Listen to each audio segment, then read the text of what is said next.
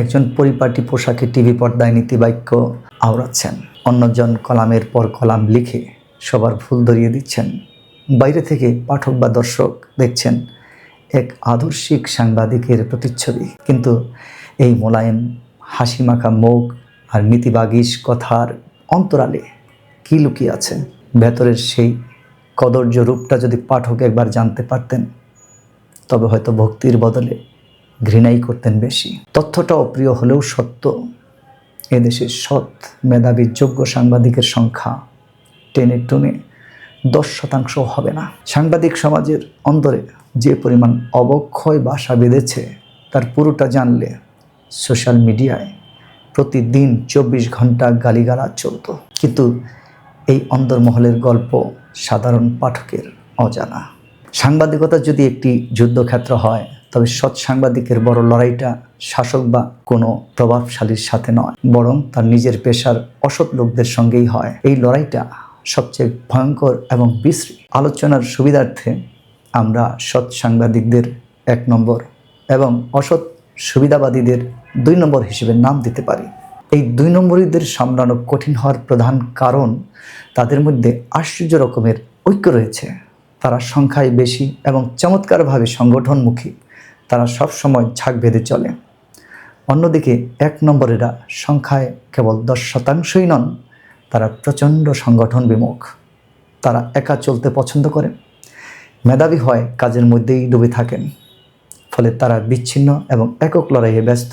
কিন্তু মাঠ ছেড়ে দেওয়ার এই সুযোগটি লুফে নেয় 2 নম্বরীরা। তারা প্রতিদিন একটি করে নতুন সংগঠন খুলে বসেন এবং তার সভাপতি এবং সাধারণ সম্পাদক বা নেতা হয়ে যান। প্রেস ক্লাব থেকে শুরু করে নানা সংগঠনের সামনের সারিতে তাদেরকেই পাওয়া যায়। গণমাধ্যমের অন্তরে এই ক্ষমতার ভারসাম্যহীনতার বড় প্রভাব পড়ে।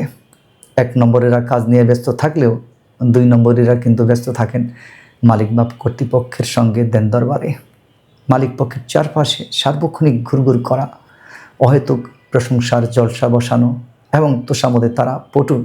ফলে মিডিয়ায় কোনো সাফল্য এলে মালিক পক্ষ মনে করে ক্রেডিটটা হয়তো ওই তোষামোদকারী 2 নম্বরীদেরই। অথচ পর্দার আড়ালে কঠোর পরিশ্রম করে যাওয়া 1 নম্বরেরা আড়ালেই রয়ে যান। এই 2 নম্বরীদের বাড়বাড়ন্তের কারণে আজ এদেশে সাংবাদিকতা এগোচ্ছে না। হাতে গোনা কিছু গণমাধ্যম ছাড়া নতুন কোনো মিডিয়াও মাথা তুলে দাঁড়াতে পারছে না। 2 নম্বরীরা বিনিয়োগকারীদের এত বেশি প্রতারিত করেছেন যে এখন কোনো সৎ বিনিয়োগকারী এই শিল্পে আসতে ভয় পান। তারা এখন দই দেখলেও চুন মনে করে আটকে ওঠেন। ক্রমাগত ব্যর্থতা আর প্রতারণার এই চক্রে পিষ্ট হয়ে যখন থুবড়ে পড়েছে এই সম্ভাবনাময় প্রজেক্ট, তখন মুক্তির উপায় কি হতে পারে? গণমাধ্যমের এই ভয়াবহ অবক্ষয় থেকে মুক্তির উপায় যতক্ষণ না আমরা বের করতে পারছি, আমাদের মুক্তি মিলবে না।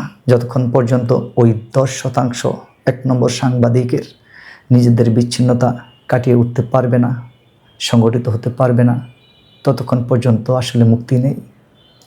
আর পাঠকও সেই মেকি হাসির পেছনের অন্ধকার সত্যটা কোনোদিন জানতে পারবেন না। গণমাধ্যমকে বাঁচাতে হলে এখন প্রয়োজন মেধাবীদের ঘর থেকে বের হওয়া এবং পেশার মর্যাদার পুনরুদ্ধার সাহসী অবস্থান নেওয়া, যাতে করে অসৎ সাংবাদিকদের কারণে সৎ ও যোগ্য সাংবাদিকের আর কোনো অমর্যাদা না হয়।